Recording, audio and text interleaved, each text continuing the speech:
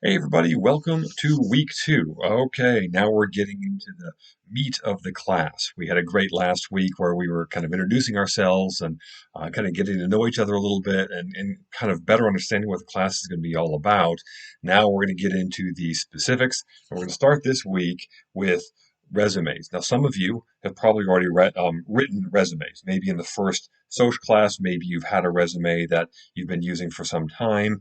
Some of you may not have done a resume before, or it's a very, very, very basic resume. So this is an opportunity for you to delve into the subject, the art of resume writing, because resume writing does have a bit of an art to it, okay? There are things you want to do, there are things you want to avoid at all costs, yes, but there is basically there's an opportunity for you to really kind of sell yourself. And sometimes it takes a little artistry, right? Maybe some wordsmithing. You know, you're not lying, you're not telling falsehoods or anything like that, but you want to frame everything in the right way so that people will look at your resume and say, oh, this person deserves a second look. And that's really what resumes are. It's getting your foot in the door, right? It's giving you that second look. That's what we're doing with resumes. People are probably not going to determine whether or not they're going to hire you based on the resume or resume and cover letter, let's say. But it's that opportunity for you to pique their interest and for them to say, ooh, I want to learn more about this person. This person seems interesting on paper. Now let's see what she looks like, in person or something like that.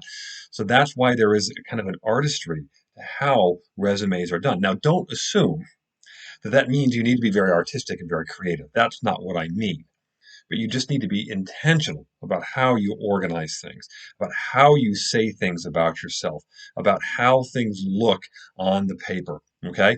So the lecture will have a lot of helpful information when it comes to doing that. Whether you already have a resume or you haven't done a resume, there's some good links there. There's some good tips and tricks, things to do, things to avoid, those kinds of things. And if I have time, hopefully, if I have time this week, I'll try to do another video just on resumes. Okay, I can't promise that, but if I do have time, I will do that because I think there's a lot of information that we can say in a video specific to resumes. So, to that point, you want to go through the lecture, read through all of that. This week's discussion board seems like it's a rather complex one. It isn't that complex, but it's just getting you to take that extra step, going a little deeper to just think more intently about resumes and intentionally about resumes, and to start thinking and looking with a critical lens at your own resume and saying, okay, what works here? What doesn't? So that's going to be the discussion for this week.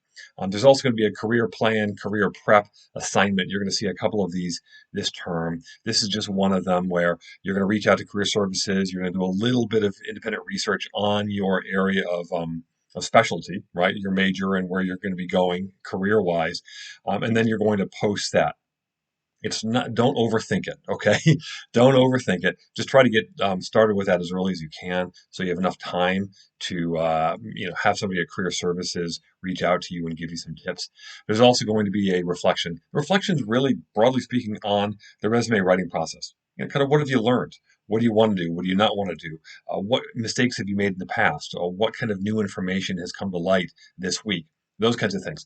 So there's a lot of important information this week on resume writing. Like I said, hopefully I will try to try to get you more information as the week goes on, whether it's a video or a couple of links or something like that. But at the end of the week, the hope is that maybe you don't have a resume perfect and flawless, but you come out of the week two with a lot more information to better prepare you for those next steps that we're going to talk more about in the coming weeks. Thanks, folks.